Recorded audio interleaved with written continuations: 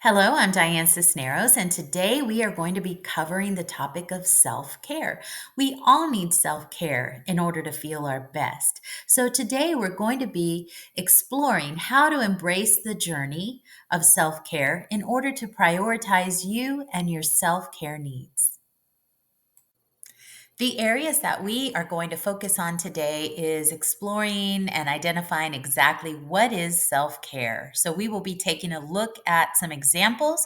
We will also check in with ourselves to see how we're doing in the different areas of self care. Also, exploring our why. Why is self care important to us and how is it beneficial? And then we're going to end today's presentation with a mindful pause. My hope is to encourage you to get excited about self care and to be inspired by some of the different examples of self care so that you can incorporate them into your own daily routine. Let's start by defining self care. Self care is basically any practice that helps you to promote and maintain your overall well being. And I think if you ask most people, what is self care? They might mention, oh, taking a spa day or getting your hair done, maybe getting a massage. And some people may mention exercise. And those are all great ways to practice self care. But I want to dig a little bit deeper today. I want us to explore different areas of our life that would benefit from self care, and then look at some ways to practice self care in each of those areas. That way, we are taking a comprehensive approach to self care so that you are able to achieve overall wellness and just be able to be the best version of yourself. Let's take a look at the self care wheel. I think this does a great job of identifying 6 areas of our life that would benefit from our time and attention with self care. We have the physical aspect, the psychological aspect, emotional, spiritual, personal, and of course, professional. Physical self care starts with exercise. And how is exercise helpful? Exercise is helpful because it releases endorphins in your brain, those feel good hormones that not only reduce stress but help manage depression. And hydration and nutrition are also vital to overall well being because they help to energize you, they help with concentration, and they help with focus. When you are starving your body of the essential nutrients, it is difficult for you to concentrate and to perform at your best. If you've ever eaten fast food or junk food a few days in a row, you might remember that you may have felt sluggish and didn't feel at your best. And it was because you weren't feeding your body what it needs in order to perform at its best. Sleep also helps with energy, focus, and concentration. We want to make sure that we are establishing a good nighttime routine, such as going to bed at the same time every night, making sure that the temperature in your room is comfortable. If you like sleeping in a dark space, making sure that it is dark in your room, and also avoiding exercise and electronics too close to bedtime, at least an hour before bed, because electronics can contribute to a blue light effect, which is overstimulating for your brain, and it can make it hard for you to fall asleep or make it hard for you to stay asleep. Getting out and getting some sunshine will also help with sleep because it helps set your circadian rhythm so that you're sleeping more profoundly and deeply and getting that restorative sleep that is necessary for you to feel at your best. While physical self care focuses on your body, psychological self care focuses on your mind and your emotions. So it encompasses nurturing thoughts and feelings that help to promote well being. So therapy is a great way to practice psychological self care because it'll help you in those areas and you'll have a professional to support you and to help you navigate through any difficulties or challenges, and you'll be able to learn ways to nurture more positive thoughts and emotions and heal from anything that you're struggling with. Having a support system is also important because we all need social connections in order to feel encouraged and uplifted. And of course, having those social connection allows you to have fun and to engage in activities that are uplifting for you. The last one is journaling. Being able to get those thoughts out of your mind and into a journal help you to reflect on things that you're struggling with. It also is a great way of helping you to get those emotions out onto paper instead of holding them all in. You're giving yourself space and time to give your emotions and your struggles the attention that they deserve. Now, let's break down the different aspects of emotional self care. After you've had time to either journal or reflect on any emotions that you're struggling with, it's okay to move into a gratitude mindset and to focus on the things that you are grateful for. By doing that, it's going to help sustain you as you navigate through any challenges or adversity in your life. Also, making sure that you're setting healthy boundaries. Saying no. You can just say no, or you can say no, thank you. There's also a no formula that I like to use. It involves saying thank you, declining the offer, and offering well wishes. And it sounds something like, thank you so much for thinking of me. I am unable to help with that project at this time, but I wish you all the best. Also, practicing self compassion.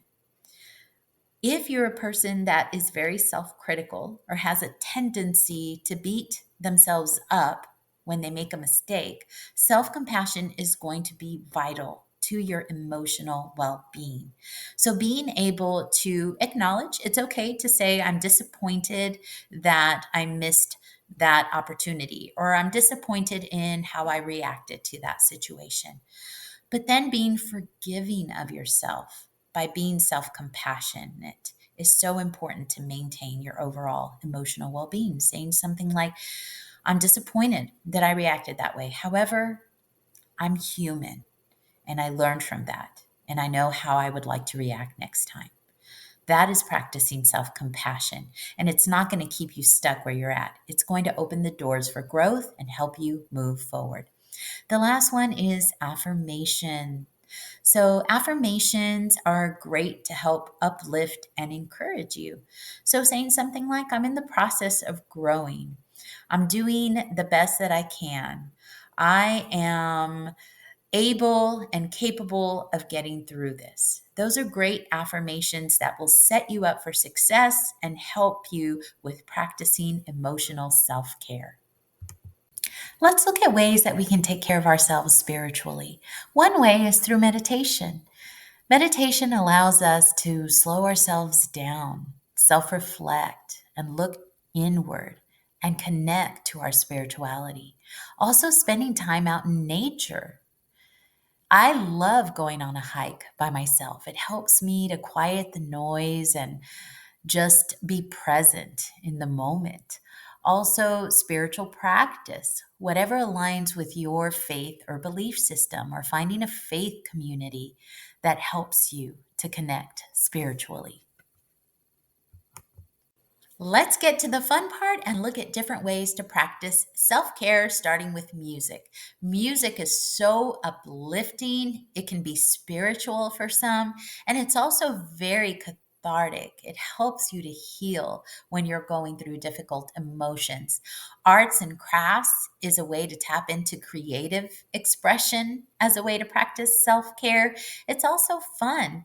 Try grabbing an adult coloring book and some crayons and really tap into that inner child as a way to practice self care. And dancing. Dancing is not only physical, it can also be spiritual and very cathartic and healing. We hold a lot of emotions in our bodies. So, being able to do something that helps us to move in a creative and healing way is so helpful to practicing self care. Although I do have to say that if I practiced the type of dancing that is in that picture, it might result in injury. So please make sure to dance according to your skill level and just have fun with it. Professional development is about expanding your skill set in order to make you more marketable. in a career. So it could be about going back to college, taking a training class, or learning a new trade. Personal development is anything that is going to contribute to your personal growth. And you can take a look at this by either creating a vision board or setting a plan on different ways that you can increase your personal growth. I don't think it's fair to talk about self care without looking at the benefits of laughter and fun. There is so much value in allowing yourself to embrace fun and laughter. It helps to release endorphins, those feel good hormones, and it helps to change your mindset, reduce stress, and improve mood. Okay, let's circle back to the self care wheel and take a look at the different aspects of self care. What I'd like for you to do in this section is to pause the video. I want you to rate each section on a scale of 1 to 5, with 1 being the least attention that you're giving to that area, and 5 being the most attention that you're giving to that area. So, for example, let's look at the physical aspect. If a good goal for you is to exercise 3 or 4 times a week and you're currently doing that, you would rate yourself a 5. If you haven't exercised for a while, you could rate that section a 1. And again, this is just to help you have a clear picture of where you are at in each section so that you can improve the areas that are important to you in order to achieve and maintain your overall well being. Let's move on to consider your why. Why is self care important to you? Ask yourself these questions. What are some things that you are doing well? What is an area that you can improve in? What can you do today to practice self care?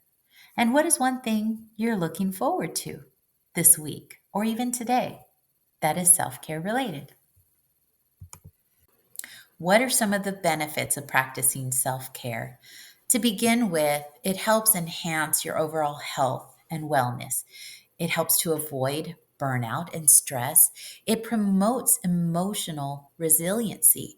It doesn't mean that we're not going to go through challenges or adversity in our life, but when you have a good, healthy self care practice, it helps you to have resiliency and strength during those times of struggles. It also helps support a healthier mindset and attitude. It helps to have healthier relationship dynamics. And lastly, it helps to promote balance because so many times we get caught up in pouring out of ourselves and we're not having that equilibrium by pouring back into ourselves. So, by having a good, healthy self care practice, you're able to maintain that balance between giving and giving to yourself. Let's end with a mindful pause. I want you to take a deep breath in, and as you exhale, gently close your eyes and allow your body to settle into a comfortable position. Begin by visualizing one activity or practice that brings you peace and joy, something that feels like self care for your mind, your body, and your spirit. Picture yourself fully engaged in this activity and notice how it feels in your body, the emotions it brings up, and the sense of well being it provides. Now shift your focus to an area of stress in your life. Picture it as clearly as you can without judgment, just observing it. And I want you to take another deep breath in. As you exhale, imagine bringing the strength and the calmness from your self care activity into this challenging situation. Visualize how using it can help you navigate through the stress with clarity and strength. Take one final deep breath in, and as you let it out, imagine the stress becoming smaller and smaller, replacing it with a sense of balance that you can bring with you as you open your eyes and continue on with the rest of your day.